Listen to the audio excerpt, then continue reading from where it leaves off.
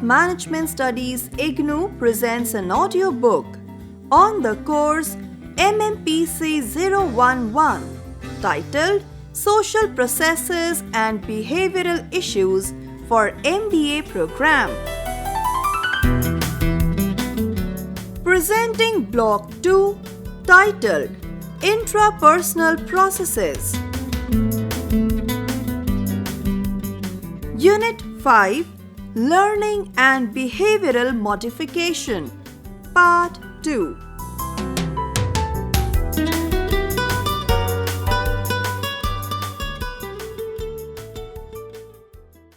Learning organization. A learning organization, A, is an active philosophy, not merely an organizational system. B, believes that its only competitive advantage is learning. C, encourages people to learn to produce the results they desire. D, nurtures creative and innovative patterns of collective learning. E, develops fresh organizational capabilities all the time. New ideas are essential if learning is to take place. Whatever their source, these ideas trigger organizational improvement. However, creating or acquiring new knowledge is not enough. What is more important is the successful application of knowledge in one's own activities. Learning organizations are skilled at 5 main activities. 1. Systematic problem solving. A. Relying on the scientific method rather than guesswork for diagnosing problems. B. Insisting on data rather than assumptions as background for decision making. C. Depending on simple statistical tools to organize data and draw inferences. 2. Experimentation. A. Systematic searching for and testing of new knowledge. Continuous improvement in new methods and technologies. B. Successful ongoing programs to ensure a steady flow of new ideas, even if imported from outside the organization. C. Demonstration of organizational capabilities by introducing self-managing teams and high level of worker autonomy. 3. Learning from past experience. A. Companies must review their success and failures, assess them systematically, and record lessons in a form that employees find open and accessible. 4. Learning from others. A. Sometimes the most powerful insights come from one's immediate outside environment. B. Even companies in completely different businesses can be fertile sources of ideas and catalysts for creative thinking. C. Best industry practices are to be uncovered, analyzed, adopted, and implemented. D. The greatest benefits come from studying practices, the way work gets done rather than results. 5. Transferring knowledge. A. Knowledge must spread quickly and efficiently throughout the organization. B. Make use of mechanisms such as written and oral communications, site visits and tours, personal rotation programs, education and training programs for transferring knowledge. C. Transfer may be from division to division, department to department, or facility to facility. They may involve senior, middle, or first level managers. Characteristics of learning organization. Some of the common operational practices of learning organizations dealing with people are openness, systematic thinking, creativity, awareness of personal and organizational values, empathy, and sensitivity. Senge, who popularized the term learning organization, states that such organizations have the following 5 principles. 1. Personal mastery. Creating an organizational environment which encourages all its members to develop themselves towards goals and purposes they choose. 2. Mental models. Reflecting upon continually clarifying and improving internal pictures of the world and seeing how they shape our actions and decisions. 3. Shared vision. Building a sense of commitment in a group by developing shared images of the future and guiding principles and practices. 4. Team learning. Transforming conversational and collective thinking skills so that group of peoples can reliably develop intelligence and ability greater than the sum of individual members' talents. 5. System thinking. Thinking about and a language for describing and understanding forces and interrelationships that shapes the behavior of systems. These principles translate into the following 3 key practices that enable an organization to promote and support continuous learning. 1. The ability to learn from each other. 2. The ability to learn from personal experience. 3. The ability to learn from the system. A learning organization is characterized by A. Openness. The learning organization has to be open to inquiry and tolerant of criticism and debate. B. Innovation. The learning organization has an organic structure and culture which permits it to evolve rapidly. It has a deep skill base and capacity to deal internally with complexity and uncertainty. C. Strategic orientation. The learning organization cares both for its customer and its employees. Pedler suggests 11 features or characteristics that will be present in a learning organization. They are 1. The learning approach or strategy. 2. Participative policy making. 3. Informating. 4. Formative accounting and control. 5. Internal exchange. 6. Reward flexibility. 7. Enabling structures. 8. Boundary workers as environmental scanners. 9. Intercompany learning. 10. Learning climate. 11. Self-development opportunities for all.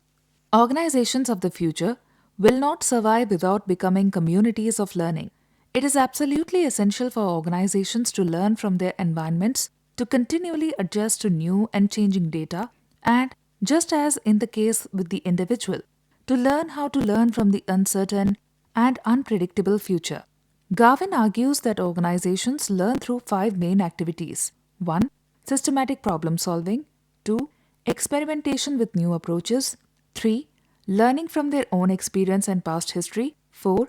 Learning from the experiences and best practices of others. And 5.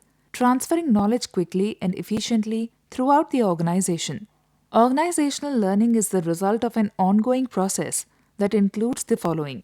1. Assimilating information. 2. Translating that information into knowledge. 3. Applying that knowledge to real needs. 4. Receiving feedback to revise the information and reshape the knowledge. 3 levels of training interact to make up organizational learning. A. Individual learning. B. Small group learning. And C. Whole organizational learning.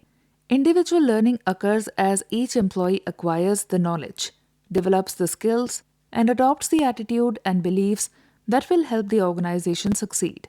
Small group learning occurs as the members of a group discover together how to best contribute to the performance of the group as a whole. They learn from and about each other. They learn how to work effectively as a group and how to apply that knowledge in order to achieve the purposes of the group. Organizational learning occurs through the shared insights, knowledge, and mental models of the organization.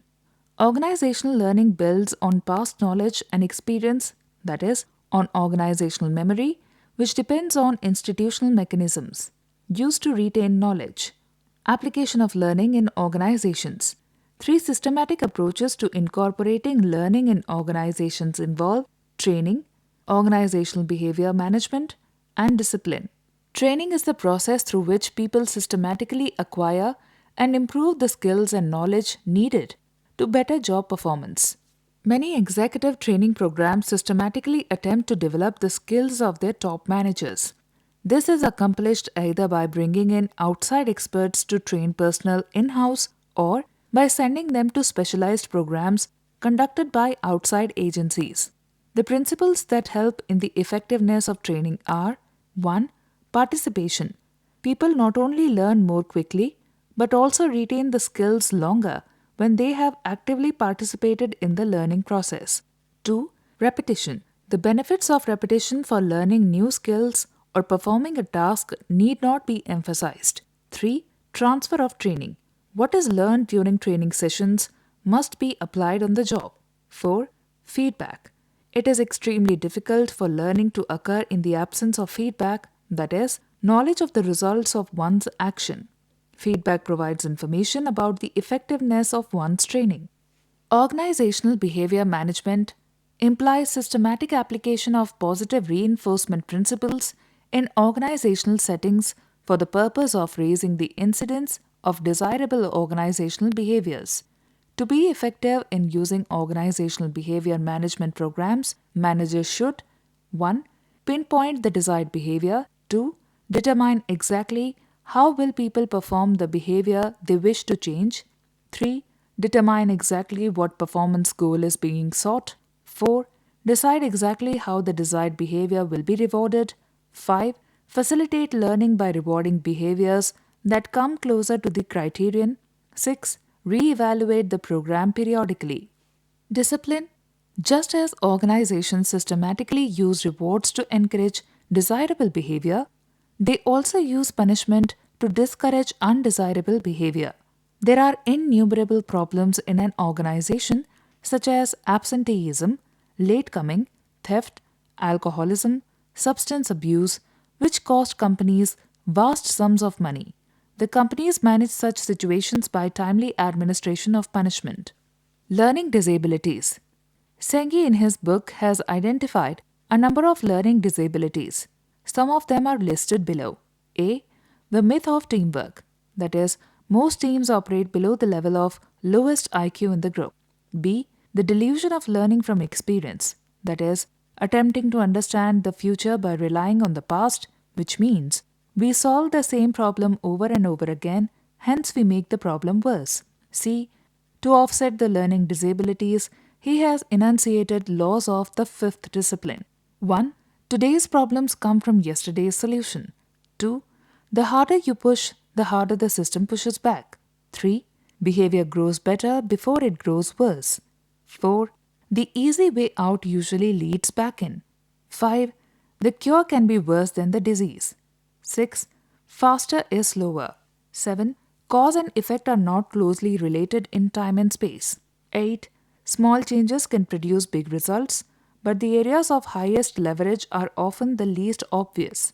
9. You can have your cake and eat it too, but not at once. 10. Dividing an elephant in half does not produce two small elephants. 11. There is no blame. Developing the learning organization. There are three primary tasks toward developing the learning organization.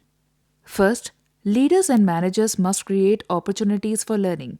Second, they must foster desirable norms and behaviors. Third, they must personally lead the process of discussion, raise questions, listen attentively, and provide feedback.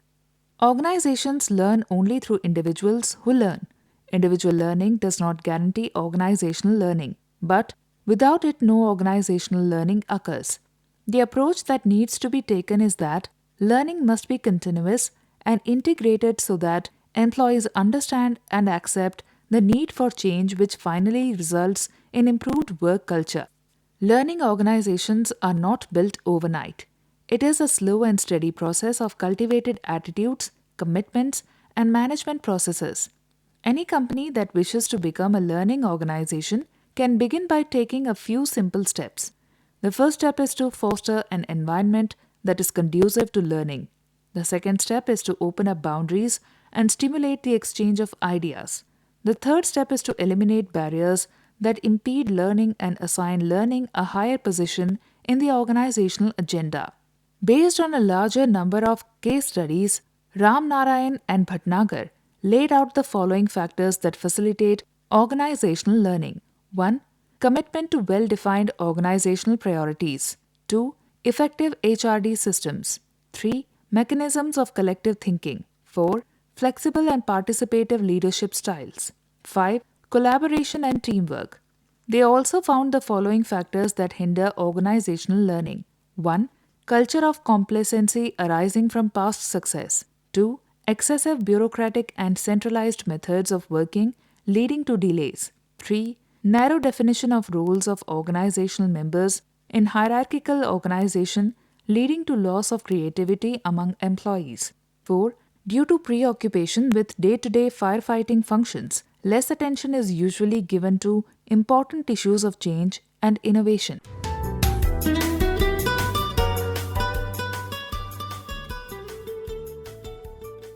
Behavior modification.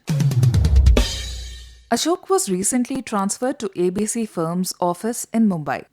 Though the manager did not know much about Ashok, she realized that Ashok was a little aggressive in his approach, and whenever he was expected to work in a team, he would end up arguing. This was having grave impact on the other team members and the employees in the firm. Udit worked as a clerk in accounts department of an organization. Any time a job was assigned to him, though he would try to do his best, he could never complete in time and would make lots of error.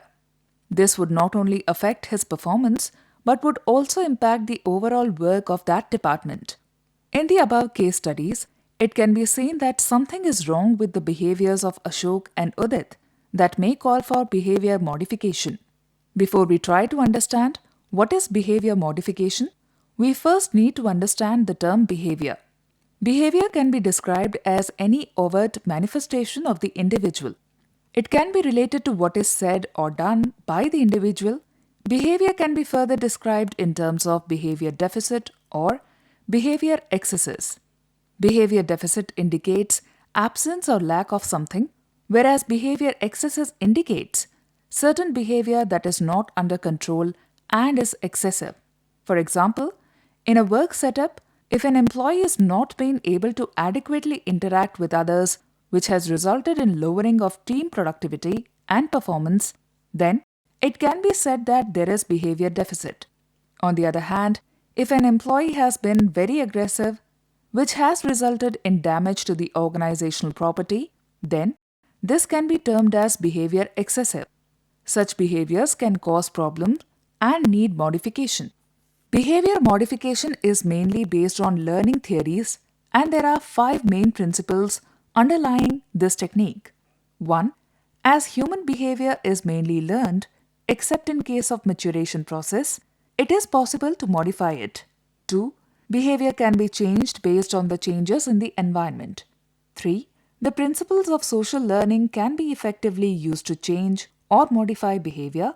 For example, modeling can be used effectively to change behavior. 4. The behavior change can be an indicator of effectiveness of counseling or the behavior modification process. 5.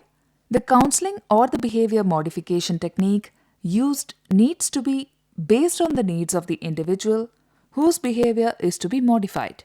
Behavior modification involves encouragement of desirable behavior and removal or minimization of behavior that is undesirable. This can also be done with the help of reinforcement, which can be positive or negative. Behavior modification thus involves techniques that are scientifically tested and can be used to reduce certain behaviors that are maladaptive in nature and increase behaviors that are healthy or adaptive. The first reference to behavior modification can be traced to an article written by Thorndike in 1911 titled Provisional Laws of Acquired Behavior or Learning, in which he referred to modifying behavior. Various learning theories like classical conditioning by Pavlov, operant conditioning by Skinner, and social learning theory by Bandura further contributed to the development of this field. Various experiments were carried out by Skinner that indicated that behavior could be modified with the help of reinforcements, both positive and negative. Concepts in behavior modification. Let us understand the significant concepts in this regard. Law of effect. One of the main principles of behavior modification is that the behavior mainly depends on its outcome. Thus, if the outcome is controlled or manipulated, the behavior can also be managed. For example, if the outcome of tantrums by a child is gaining of the toy he or she wanted, then the likelihood of this behavior of throwing tantrums being repeated is high. But if the outcome is manipulated, then this behavior can be changed. Thus, the law of effect has significantly contributed to behavior modification. Law of effect states that a person tends to repeat behavior that is accompanied by favorable consequences and tends to not repeat behavior that is accompanied by unfavorable consequences. Thus, this also requires the counselor or the immediate superior or manager of the employee to identify the possible consequences that needs to be modified or manipulated. In this regard, either positive or negative reinforcement can be suitably used. Positive reinforcement and shaping. Using positive reinforcement increases the likelihood that the behavior that is reinforced will be repeated. A positive reinforcement is a stimulus or event which, when it follows a response, increases the likelihood that the response will be made again. For example, if an employee is punctual, then this behavior can be reinforced by his or her manager, supervisor, by recognizing it and even verbally complimenting the employee. Yet, another concept in this context is that of shaping. This mainly involves application of positive reinforcement in a more systematic and gradual manner. This can help shape the behavior of the employee. For example, when a new recruit joins, the manager can systematically and gradually shape his or her behavior towards becoming more productive by giving positive reinforcement as and when the right behavior is displayed by him or her. Rewards can also be effectively used to promote right behaviors. Negative reinforcement and punishment. Using negative reinforcement increases the likelihood that the behavior that is reinforced will not be repeated. A negative reinforcer is a stimulus or event which, when its cessation or termination is contingent on a response, increases the likelihood that the response will occur again. This mainly involves removal of an outcome that is not favorable. For example, in order to avoid the smell of chemicals, the employee is encouraged to use a mask. In this case, the use of a safety device, that is mask, is reinforced due to negative reinforcement that is created by the smell of the chemicals. Punishment is not same as negative reinforcement, and in punishment, the behavior is followed by outcome that is not favorable. A punisher is a stimulus or event which, when its onset is contingent on a response, decreases the likelihood that the response will occur again. For example, if an employee has not been following the safety norms, then he or she has to pay a fine. Punishment have its own advantages and disadvantages. On one hand, it conveys a strong message. On the other, the punisher may not be liked by others or the employee or subordinates. Extinction. It is also to be noted that if a particular reinforced behavior is not reinforced, extinction of that behavior could take place due to lack of reinforcement. For example, an employee who was earlier awarded for his or her innovative ideas was not reinforced recently when he or she came up with a creative solution to an impending problem. Then, this behavior is likely to be becoming extinct. Thus, the managers also need to be cautious in this regard so as to avoid certain favorable behaviors of the employees from going extinct.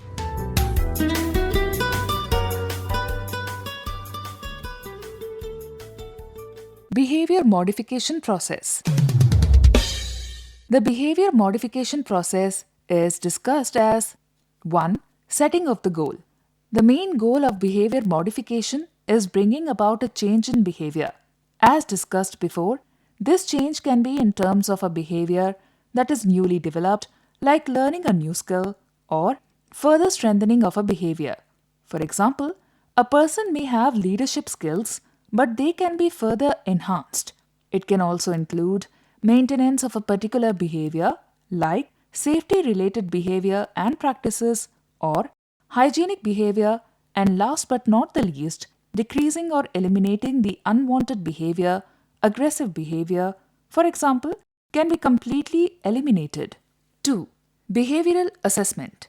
As discussed above, before the behavior modification process is started, the goal has to be whether behavior is to be strengthened or reduced, or a new behavior is to be developed, or a particular behavior is to be maintained. That is to be decided. This can be decided based on the behavioral assessment. A behavioral assessment will help understand the problem in a better manner. This assessment includes A. Frequency. How frequent is the behavior? For example, if a person has been aggressive just once, we can say that it was due to the situation and the person may not be as such aggressive by nature. But if the person has been aggressive a number of times, then this is a matter of concern. B. Duration. For how long the behavior has been persistent is also important to be noted. For example, the duration that the employee has been aloof or upset or displaying lack of interest in job-related activities. C. Intensity. This has to do with the severity of the behavior. For example, how extreme was the aggressiveness displayed by the employee? The behavior is further analyzed with the help of functional analysis that can be done using ABC. A stands for antecedent, that is, what happened before. B stands for behavior, the behavior of the employee. C stands for consequences, what happened after the behavior. 3. The intervention or techniques that could be used are specified. To suggest or specify a particular intervention or technique, it is necessary that A. The antecedent factors are mentioned and described. B. The consequences are also noted down. C. The goals of behavior modification are specified. And D. Target response that requires to be changed is noted. Once this is done, then suitable technique for behavior modification can be used. 4. Evaluation and follow-up. Evaluation and follow-up are carried out to see if any change in the behavior has taken place or not. If there are no changes in the behavior after use of a particular intervention or technique, the same can be changed or modified.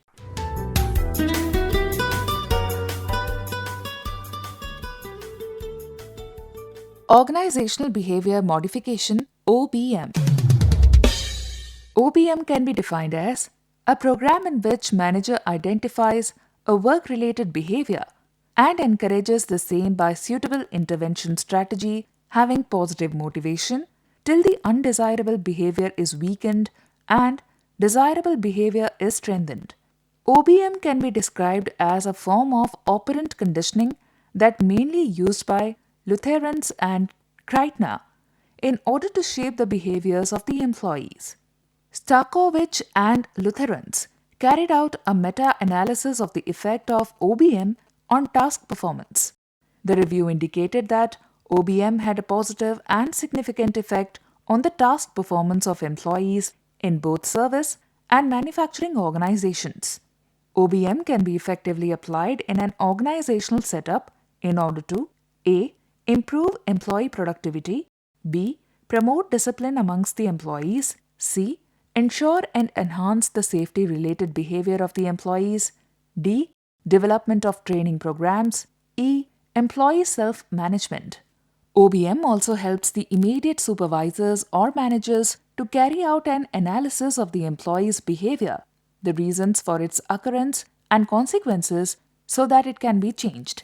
Thus, the manager or supervisor can become more observant and learn to carefully monitor employee behavior. In this context, some of the general principles to be followed by the manager or supervisor are highlighted as 1. The behavior that needs modification has to be identified. The manager or supervisor has to first identify the behavior that requires modification. For example, if the employee has been frequently smoking in the workshop area, thus violating the norm of not smoking, this is the behavior that needs modification. 2. Using positive reinforcement whenever possible and sparingly using punishment. Positive reinforcement should be used more often and punishments should be avoided and to be used only when absolutely necessary. 3. Certain minor behaviors that are undesirable could be ignored. Certain behaviors that do not have major repercussions or negative consequences could be ignored. This again will depend on the judgment of the manager or supervisor. 4. Shaping can be adequately used. Systematic and gradual positive reinforcement can be used effectively to reinforce desirable behavior. 5. The time between the correct response or behavior and the reinforcement should be minimal. This is especially important as the employee will then associate the reinforcement with the behavior, and only then the likelihood of desirable behavior being repeated and undesirable behavior being avoided will increase. For example, if an employee achieved a target given to him in given time, then he or she should be immediately rewarded. 6. Reinforcement should be frequently provided. This is also to be done to avoid extinction of behaviors besides to encourage desirable behaviors and discourage undesirable behaviors. Role of manager in application of OBM. The role of the manager is extremely important in this context, and besides the above discussed, there are certain other guidelines that are to be followed by them. These are: 1. All the employees should not be reinforced or rewarded in the same manner. In this regard, there is no doubt that the manager has to be fair and just. However, the reinforcement or the reward should be linked to the individual performance or based on some criteria that is also needs to be informed to the employees beforehand. Further, the reinforcement provided should also match the behavior or the performance output. 2. The employees need to know what is expected of them. Only then they will be motivated to work in that direction.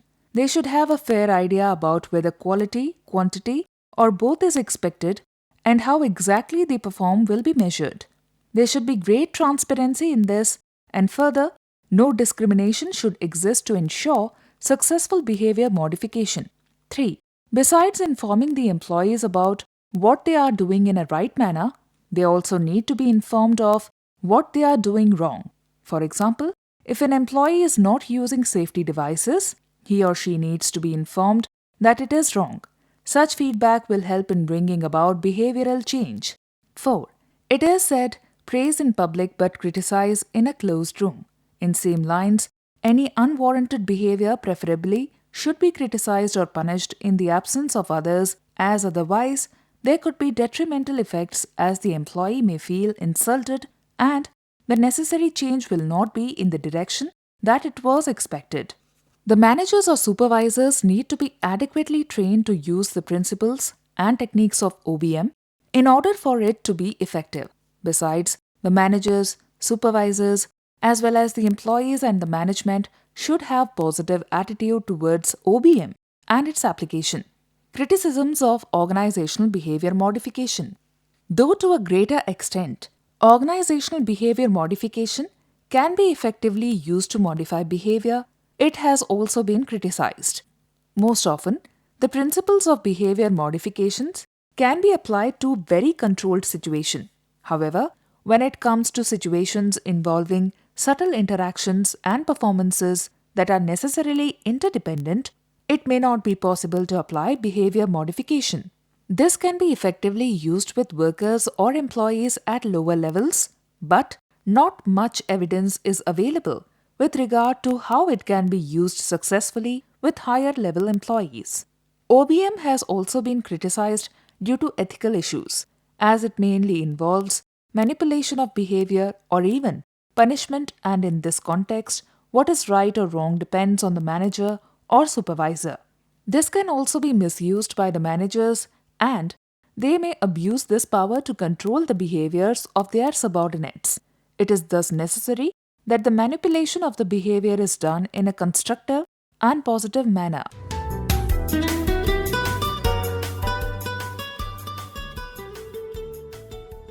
Summary.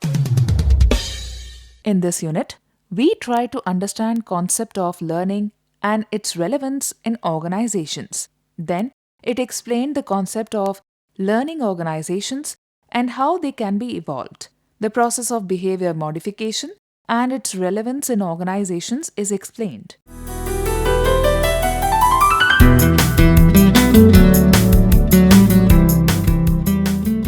We were listening to the audiobook by the School of Management Studies IGNOU for MBA program. Course code Mmpc 011, titled Social Processes and Behavioral Issues. Course coordinator Professor Srilata. Voiceover by Renuka. Edited by Ashok Sharma. Program assisted by Tarannum Jahan. Program produced by Dr. Manoj Kumar Singh. This program was brought to you by Electronic Media Production Center of Indira Gandhi National Open University.